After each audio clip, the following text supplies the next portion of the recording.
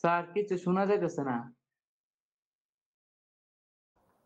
Thank you. আমি কিছু বলা শুরু করিনি এখনো। ও, জি জি স্যার।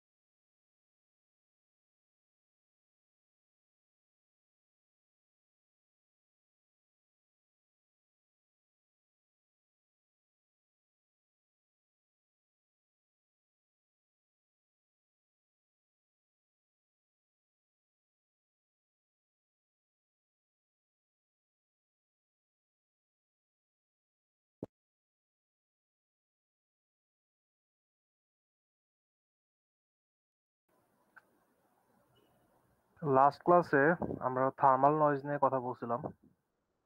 থার্মাল নয়েজের যে একটা ইকুয়েশন ছিল স্পেকট্রাল ডেনসিটি নিয়ে, সেই ইকুয়েশনের বেসিসে আমরা এটা ডিসকাস করেছি যে থার্মাল নয়েজ কিভাবে আমরা মিটিগেট করতে পারি বা এটার ইফেক্টটা কিভাবে আমরা কমাতে পারি। তো আমরা আরেক ধরনের নয়েজ নিয়ে আজকে কথা বলবো, সেটা হচ্ছে শর্ট নয়েজ। শর্ট নয়েজ হচ্ছে আপনার এটা মেইনলি দেখা যায় ইলেকট্রনিক বা ফোটনিক ডিভাইসে, যেখানে হচ্ছে আপনার সেমিকন্ডাক্টর জাংশন থাকবে। ইলেকট্রনিক ডিভাইস কি জিনিস সেটা আমরা বুঝি, বাট ফোটনিক ডিভাইস সম্পর্কে কি আমাদের আইডিয়া আছে?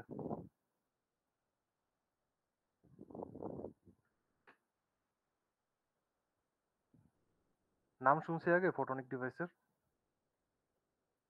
স্যার ওটা হচ্ছে ফটোডাক্টিভাস হচ্ছে স্যার মানে আলোর সাহায্যে পটেনশিয়াল মানে ডিফারেন্স তৈরি করবে, মানে ভোল্টেজ উৎপন্ন করবে। আনোয়ার হোসেন সাহেব কথা বলতেছেন, একটু জোরে কথা বলতে হবে, আপনার কথা শোনা যাচ্ছে না।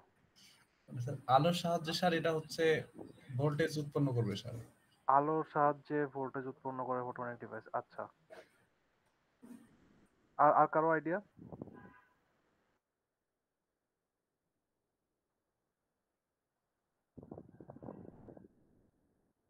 ফাইবার অপটিক কেবল যেগুলো আছে ওগুলো ইনফরমেশন পাস করে কিভাবে?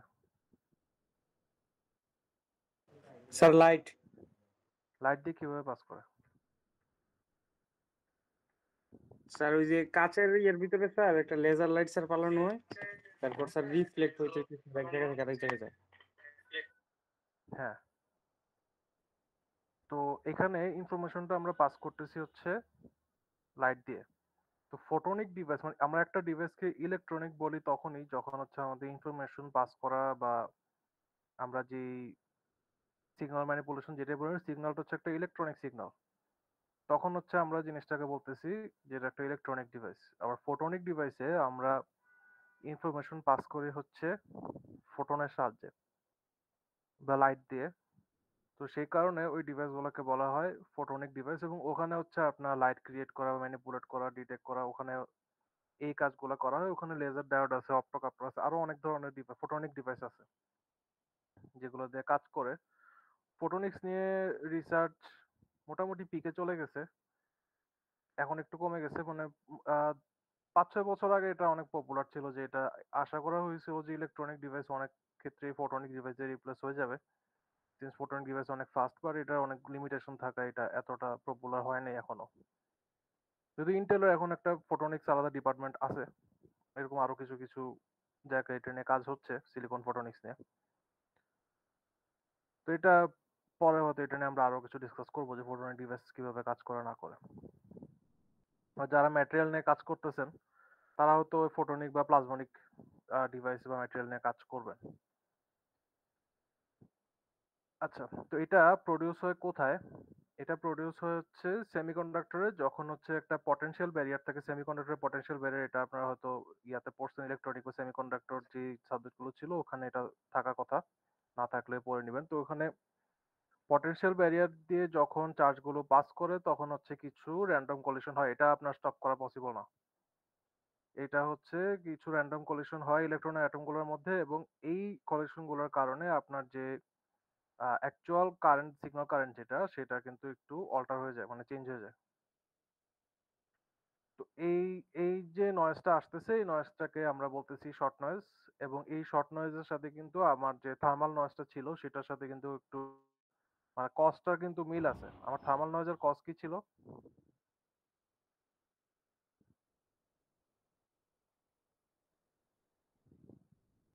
আগের দিনের ক্লাস দেখে বলেন।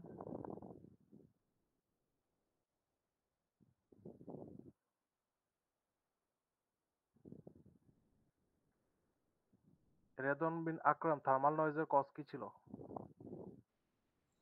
স্যার মনে পড়তেছে না। ক্লাস নোট তুলেন নাই লাস্ট ক্লাসে? স্যার তোলা হয় না ঠিক মতো।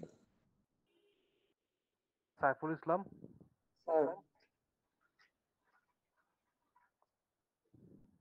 স্যার থার্মাল মুভমেন্ট, স্যার চার্জের থার্মাল মুভমেন্টের জন্য স্যার, কেওটিক মানে thermal chaotic movement thermal of charge. Movement of চার্জের স্যার। জি স্যার, তো ওখানে যেমন সেটাই। এই চার্জের মুভমেন্টের কারণে হচ্ছে, আমরা যে এখানে শর্ট নয়েজ নিয়ে বলতেছি, শর্ট নয়েজও কিন্তু চার্জের একটা মুভমেন্টের কারণেই হচ্ছে। এবং এখানে আমরা চিহ্নিত করতেছি যে এখানে হচ্ছে এই যে ইলেকট্রন গুলা এবং যে এক্সিস্টিং অ্যাটম আছে, আপনার যে পাত্রে যে যাচ্ছে ওখানে যে অ্যাটম গুলো আছে, ওখানে যে র্যান্ডম কলিশন হচ্ছে। র্যান্ডম কলিশন মানে এটা কোনো প্রেডিক্টেবল কোনো প্যাটার্ন নাই এখানে, যে কখন হবে কখন হবে না এটা আপনি আগে থেকে বুঝতে পারবেন না।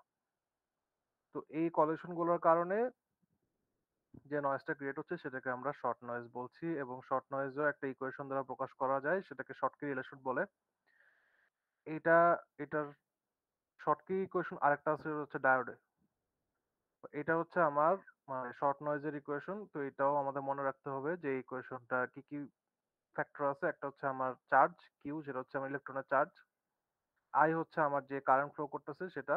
আর ডেল এফ হচ্ছে ফ্রিকোয়েন্সি। মানে এই নয়েজটা, তারপর আগের নয়েজটা, সবই কিন্তু ফ্রিকোয়েন্সি ডিপেন্ডেন্ট নয়েজ।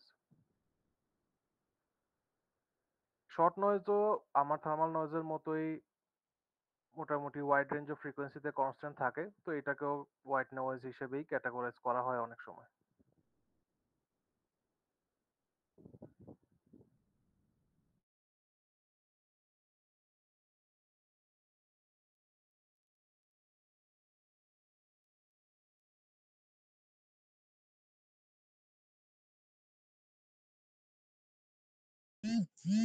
আসসালামু আলাইকুম স্যার।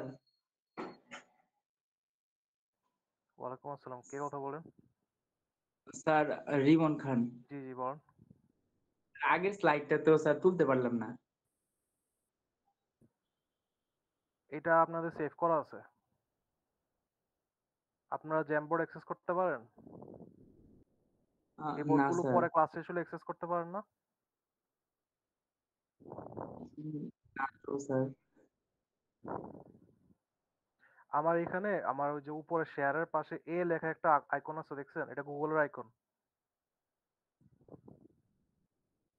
ওটা যদি আপনি ক্লিক করেন তাহলে নিচে, একটু নিচে স্ক্রল করে দেখবেন জ্যামবোর্ড নামে একটা অপশন আসে। জিমেল টিমেল এগুলোর নিচে গেলে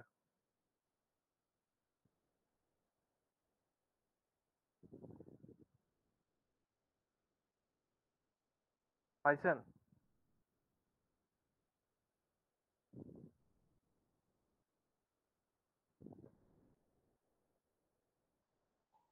স্যার বুঝতে পারতেছি না কোথায়। এই যে দেখছেন এই জিনিসটা যে আছে না আপনাদের গুগল ক্রোমে, এখানে আসেন। জি স্যার। এখানে ক্লিক করলে চলে আসার কথা।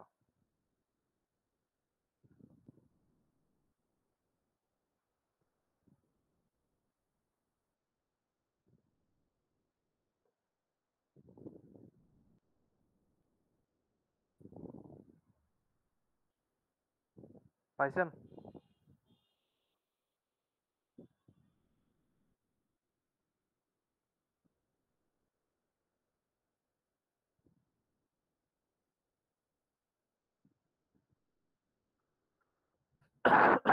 রিমন সাহেব আপনি পাইছেন?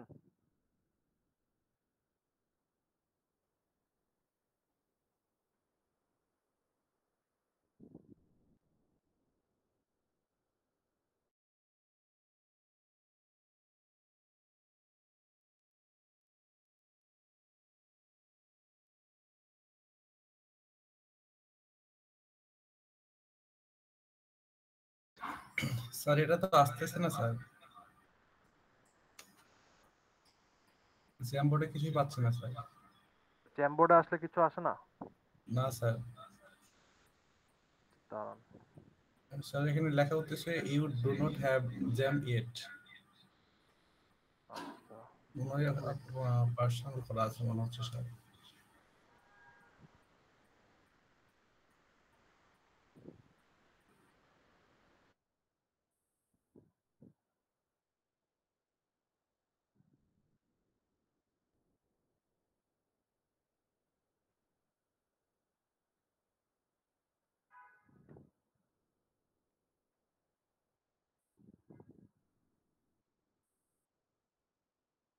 চ্যাটের লিঙ্কটায় আসে?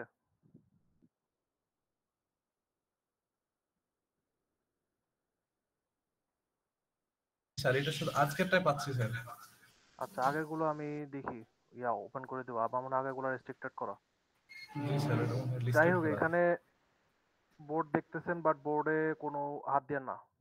একটু মুভ করলে বা যারা মোবাইলে আছেন তারা দেখা যায় যে এটা টাচ হয়ে উল্টাপাল্টা হয়ে যায়। এই জন্য তাকে থেকে রেস্ট্রিক্ট করে রাখছিলাম, এটা করবেন না, মানে বোর্ডে টাচ করবেন না যারা ইয়াতে আছেন, ফোনে আছেন।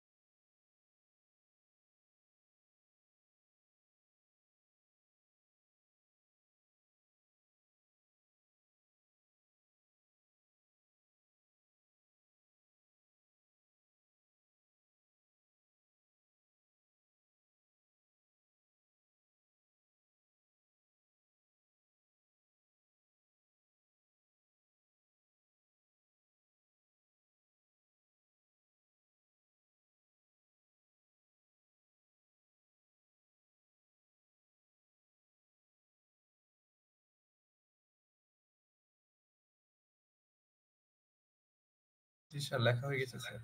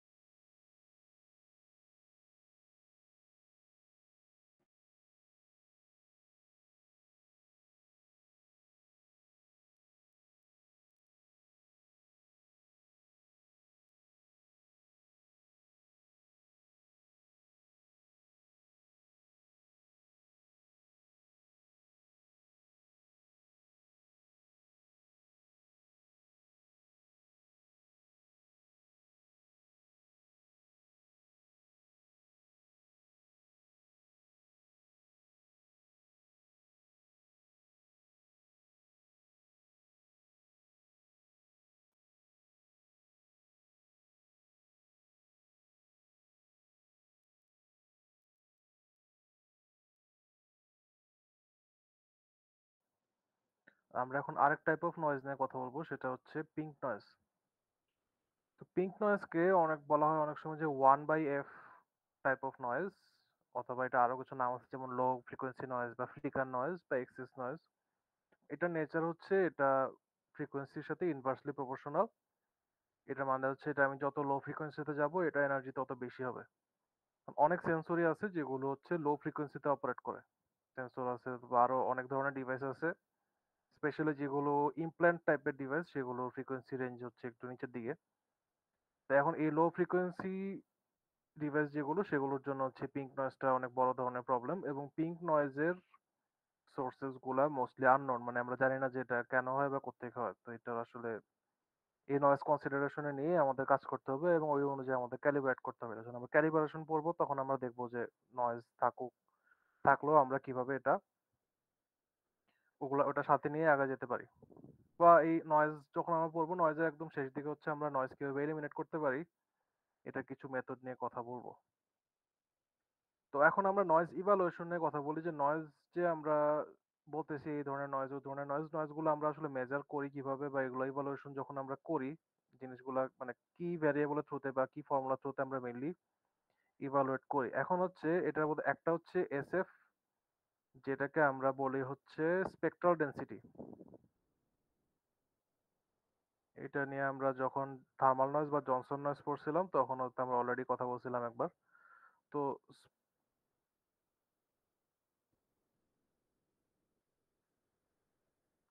আপনার সিগন্যাল পড়ে থাকলে ওখানে হয়তো একটা পাওয়ার স্পেকট্রাম বলে একটা টার্ম পাবেন। তো স্পেকট্রাল ডেনসিটিটা হচ্ছে আমার যেই ভোল্টেজ অ্যামপ্লিটিউডটা আছে ওইটার স্কোয়ার ডিভাইড বাই ব্যান্ডউইথ। এখন একেবারে আমরা অ্যামপ্লিটিউডটা নিয়ে কাজ করতে পারবো না, নয়েজ যে নয়েজ সিগন্যাল আছে সেটা অ্যামপ্লিটিউড নিয়ে কাজ করাটা ওয়াইজ না। এই জন্য হচ্ছে আমরা এটা ফ্রিকোয়েন্সি রেঞ্জ বরাবর, মানে এটার ফ্রিকোয়েন্সি রেঞ্জটা সহ নিয়ে তারপরে এটা নেচারটা বোঝার চেষ্টা করি, শুধু অ্যামপ্লিটিউড নিয়ে কাজ করি না। তো আপনার যদি হাতে যদি একটা নয়েজ থাকে, এটা আমরা অ্যামপ্লিটিউড না নিয়ে এটা একটা ফ্রিকোয়েন্সি রেঞ্জটা ব্যান্ডউইথটা সহ আমরা কেন হিসাব করতেছি, এই ব্যাপারে আমাকে কে আইডিয়া দিতে পারবেন? আমার প্রশ্নটা হচ্ছে, আপনার নয়েজ সিগন্যাল আছে মনে করেন একটা এরকম, তো এটা আমরা অ্যামপ্লিটিউডটা না নিয়ে আমরা কেন ফ্রিকোয়েন্সি রেঞ্জটা নিচ্ছি এটার সাথে সাথে? অনলি অ্যামপ্লিটিউড না রেখে আমরা শুধু অনলি অ্যামপ্লিটিউড না রেখে আমরা ফ্রিকোয়েন্সি রেঞ্জটাও কেন কনসিডারেশনে আনতেছি, এবং অনলি অ্যামপ্লিটিউড দিয়ে কেন জিনিসটা আমরা হিসাব করতেছি না? অ্যাটিটিউড স্যার সব জায়গায় সেম থাকে না। অ্যামপ্লিটিউডটা খুবই র্যান্ডম, জি স্যার। এবং অ্যামপ্লিটিউডটা হচ্ছে আমরা মানে কোনো প্যাটার্ন খুঁজে পাওয়া অনেক বেশি কঠিন এখানে। সেটার তুলনায় আমরা যদি ফ্রিকোয়েন্সি রেঞ্জ নিতে যাই, ফ্রিকোয়েন্সি রেঞ্জে কিন্তু খুব বেশি ফ্লাকচুয়েশন আসবে না। তো আমরা অলরেডি দেখতেছি যে যদি এটা থার্মাল নয়েজ হয় বা শর্ট নয়েজ হয়, ওটা একটা লং ফ্রিকোয়েন্সি রেঞ্জে একই ভ্যালু দিতে থাকে। বা ওইটা মানে ফ্রিকোয়েন্সি আমরা যদি ফুরিয়ারের কথা মনে করে দেখি, আমরা যখন ফুরিয়ার ট্রান্সফর্ম পড়ছি হয়তো সিগনালে পড়ছেন, ফুরিয়ার এখনো পড়া ট্রান্সফর্ম হয়নি পড়ছেন? স্যার, এখনো পড়া হয়নি স্যার, হবে স্যার। আচ্ছা, তো ফুরিয়ার ট্রান্সফর্ম কি করে সেটা জানেন?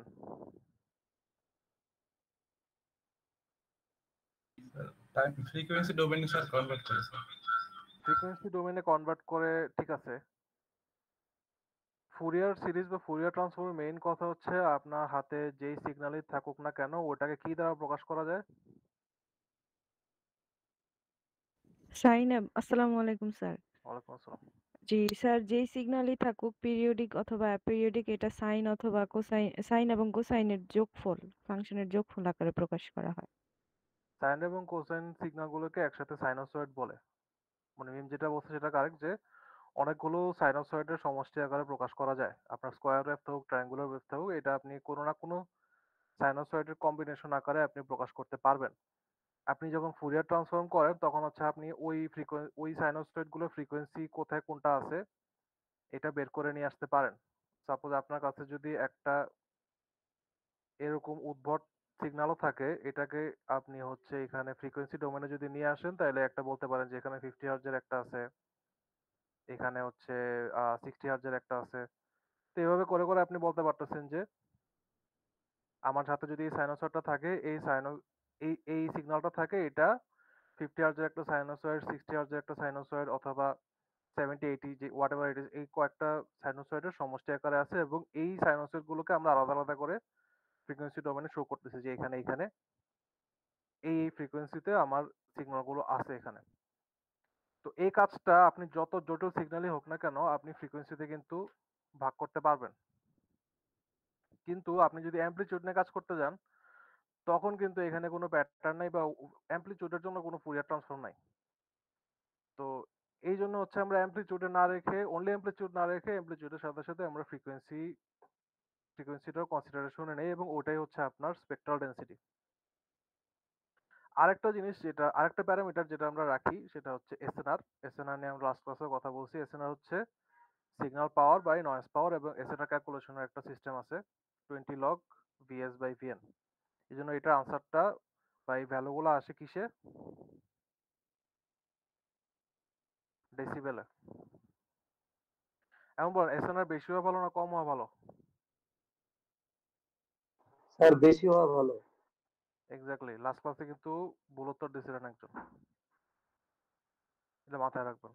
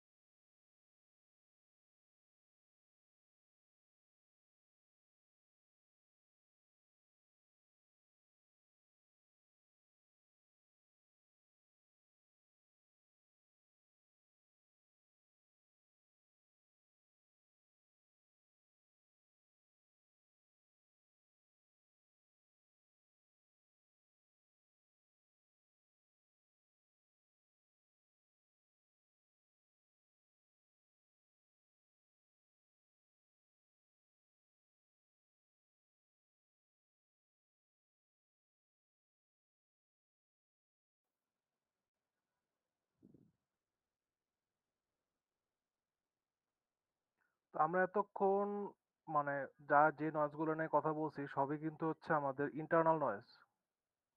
এখন হচ্ছে আমরা এক্সটার্নাল নয়েজ নিয়ে কথা বলবো। তো এক্সটার্নাল নয়েজ গুলো হচ্ছে আপনার ইন্টারফারেন্স টাইপ নয়েজ। এখন এগুলাই হচ্ছে লার্জেস্ট সোর্স অফ নয়েজ, মানে সবচেয়ে বেশি এফেক্ট করে এগুলোই।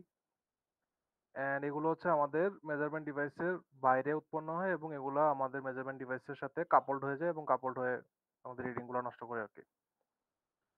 এখন কথা হচ্ছে ইন্টারফারেন্সের মেইনলি তিন ধরনের সোর্স আছে: ইলেকট্রিক্যাল, মেকানিক্যাল এবং এনভায়রনমেন্টাল। ইলেকট্রিক্যাল সোর্স গুলা কি কি হতে পারে? রেদন বিন আকরাম, একটা ইলেকট্রিক্যাল ইন্টারফারেন্স সোর্স বলেন তো। ইন্টারফারেন্স মানে তো বুঝেন নাকি? স্যার উপরিপতন বাংলাতে বা উপরিপাতনে যাওয়ার দরকার নাই। আপনারা ইংলিশ সিনেমা টিনেমা দেখেন না, তখন ওখানে বলে না যে আমার এখানে ইন্টারফারেন্স আছে অনেক। বা আপনি যদি ফোনের ক্ষেত্রে চিন্তা করেন, ফোন রিসিভ করে আমরা আগে ক্রস টক হইতো বা ইন্টারফারেন্স হতো, যে মানে আমার অন্য একটা লাইনের সাথে ডিস্টার্ব হতেছে, আমি আরেকজনের কথা শুনতে পাচ্ছি। এই ধরনের জিনিস কখনো ফেস করেন নাই? স্যার ওইরকম ইংলিশ মুভি দেখা হয় না আর কি স্যার। ইংলিশ মুভি না, এক সময় হচ্ছে হাইছেন, এটা হাসার কিছু না। এটা আপনি এভাবে চিন্তা করতে পারেন যে আমি যে এক্সাম্পলটা দিলাম, মানে এক সময় ফোন লাইনের এমন অবস্থা ছিল যে আপনি যখন কথা বলতেছেন তখন আপনি আরেকজনের কথা শুনতে পারেন, জি স্যার। অথবা আপনি যখন কথা বলতেছেন তখন লাইনে অনেক মানে ঝিরঝির আওয়াজ হয় বা ডিস্টার্ব করতেছে, অথবা দেখা যায় যে যারা অ্যান্টেনা দিয়ে টিভি দেখেন, বা মাঝে মধ্যে ডিশ লাইনেও হয় যে টিভিতে খুব বেশি নয়েজ এসে পড়ছে, যে সিগন্যালগুলো মানে স্ক্রিনটা একদম ক্লিয়ার না। এখন আমার কথা হচ্ছে এই যে এই ইন্টারফারেন্স গুলো কোত্থেকে আসতে পারে? ইলেকট্রিক্যাল তিন ধরনের সোর্স আছে আমি বলছি: ইলেকট্রিক্যাল, মেকানিক্যাল এবং এনভায়রনমেন্টাল। তো আপনাকে আমি যেটা জানতে চাচ্ছি যে একটা ইলেকট্রিক্যাল সোর্স অফ ইন্টারফারেন্স কি হতে পারে? স্যার স্যার মনে আসতেছে না এখন কিছু। একটু চিন্তা করে বলুন।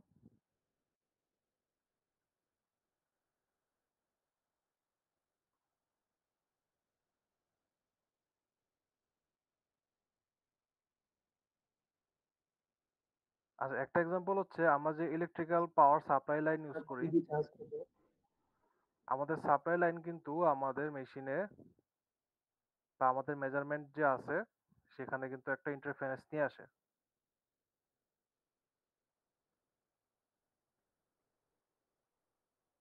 এবং এই যে এই সাপ্লাই লাইন যে ইন্টারফারেন্সটা আনে আমার মেজারমেন্ট সিগনালে, এটা ফ্রিকোয়েন্সি কত?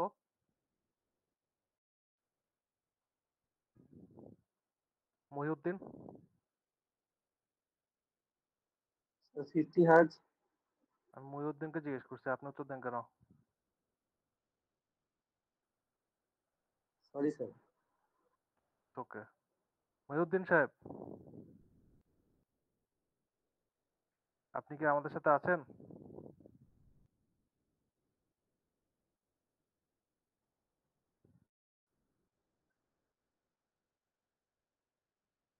উত্তর দিবেন, না পারলে অন্য কেউ হাত তুলবেন, তখন হচ্ছে কি আমি তাকে সুযোগ দিব। ইলেকট্রিক সাপ্লাই লাইন হচ্ছে আমাদের 50 হার্জ নয়েজ আনে। তো এটা হচ্ছে অনেক ইকুইপমেন্টেই পরে দেখবেন যে 50 হার্জের একটা ফিল্টার থাকে,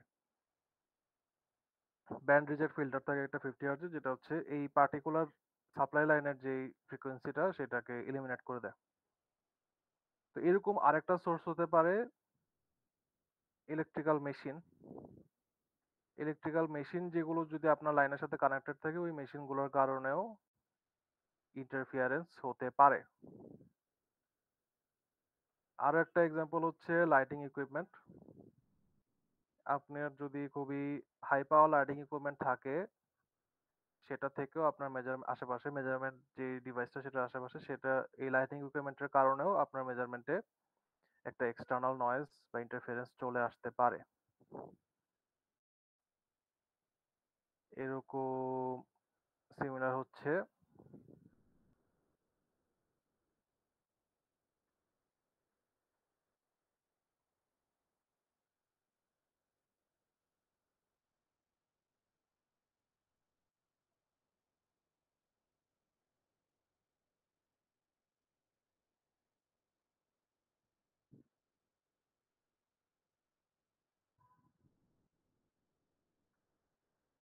ইলেকট্রিক্যাল আর অ্যাটমসফিয়ারিক ডিসচার্জ এটার মানে কি?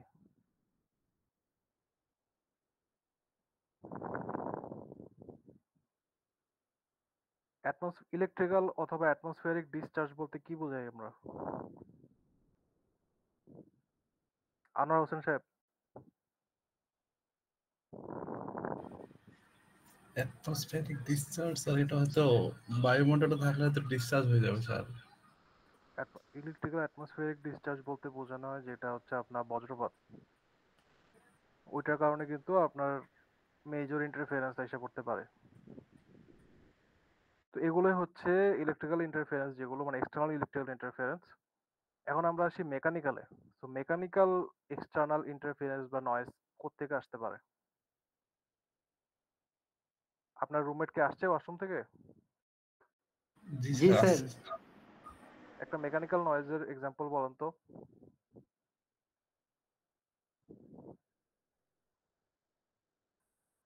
চিন্তা করেন যে আপনি একটা টেবিলে একটা মেজারমেন্ট ডিভাইস ভোল্টমিটার ইউজ করতেছেন। তো ওই সময় হচ্ছে আপনার টেবিলটায় হঠাৎ করে আরেকজন এসে কিছু একটা জোরে ফালাইলো, বড় একটা ভারী বই রাখলো। আপনার যে মেজারমেন্টটা নিচ্ছেন ওটা একটু চেঞ্জ হয়ে যাবে না?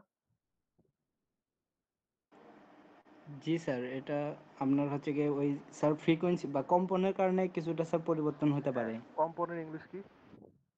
ফ্রিকোয়েন্সি। ভাইব্রেশন। ও সরি। কম্পাঙ্ক হচ্ছে ফ্রিকোয়েন্সি।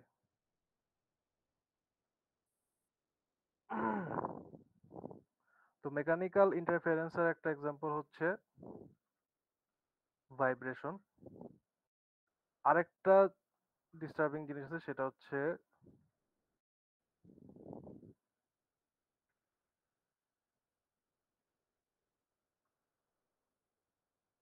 Gravitational force. আরেকটা কনসিডারেশন থাকতে পারে, সেটা হচ্ছে অ্যাক্সিলারেশন। আর এনভায়রনমেন্টাল যদি আমরা চিন্তা করি, সেটা হচ্ছে আমার যদি টেম্পারেচার ভেরিয়েশন থাকে সেটার থেকেও আমার রিডিং চেঞ্জ হয়ে যেতে পারে।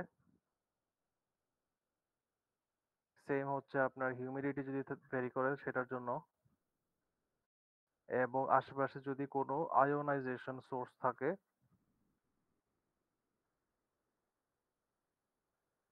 সেখান থেকেও আমার মেজারমেন্ট ডিভাইসে ইন্টারফারেন্স চলে আসতে পারে।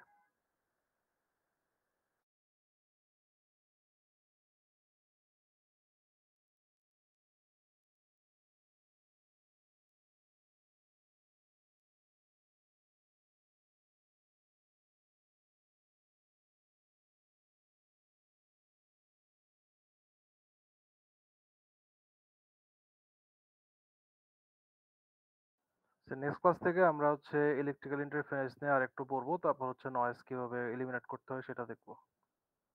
মোটামুটি নয়েজ শেষের দিকে। তো আজকের ক্লাস নিয়ে কারো যদি কোনো প্রশ্ন থাকে করতে পারেন।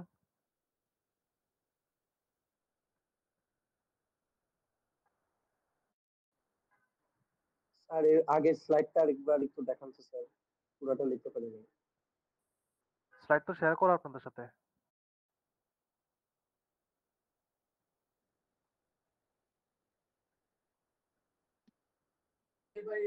Thank you sir.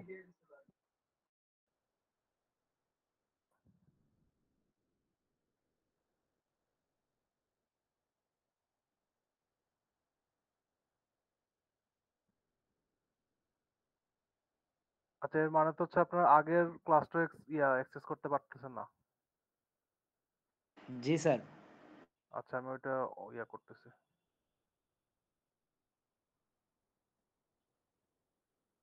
ব্যবস্থা করতেছি।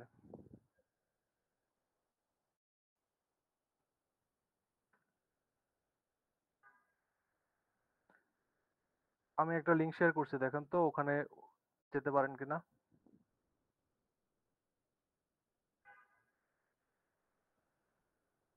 ওটা ট্রান্সডিউসার শুরু হয়, পরবর্তীতে নয়েজ, স্ট্রেন গজ নয়েজ এগুলো আছে। স্যার এটা অন হয়। ওকে, ঠিক আছে। আমি আস্তে আস্তে আগের গুলো অ্যাক্সেস দিয়ে দেবো আপনাদের।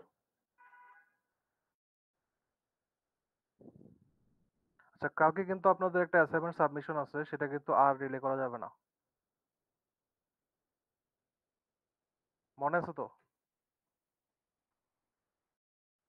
জি স্যার। জি স্যার। কালকের ডেটা ডিলে করা যাবে না। আর কালকের ক্লাসটা 9:30টার দিকে নিলে কি আপনাদের জন্য বেশি প্রবলেম হবে? না স্যার। সবাই কি বলেন? না স্যার। স্যার সমস্যা হবে না। স্যার প্রবলেম হবে স্যার আমার টিউশনই আছে আপনার রাত 9:30 টিউশন? আপনাদের টিউশনের জন্য তো স্যার, 9টা থেকে স্যার। ক্লাস বিকালে না নিয়ে রাতে না হচ্ছে তো আপনাদের টিউশনের কারণেই। আচ্ছা, কালকের দিনটা ম্যানেজ করেন, কারণ কালকের জন্যই শুধু, কারণ হচ্ছে আমাদের এখানে ইলেকট্রিসিটির পানি থাকবে না 8টা পর্যন্ত। আমার আসলে কিছু করার নেই।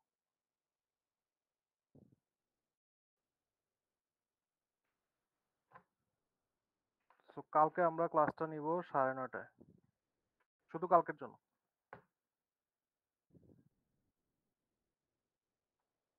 আর 01, Yes, sir. 02, yes sir. 3, yes sir. 4, Yes, sir.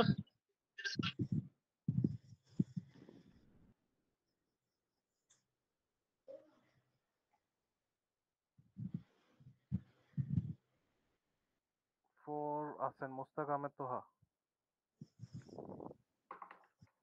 5, yes sir.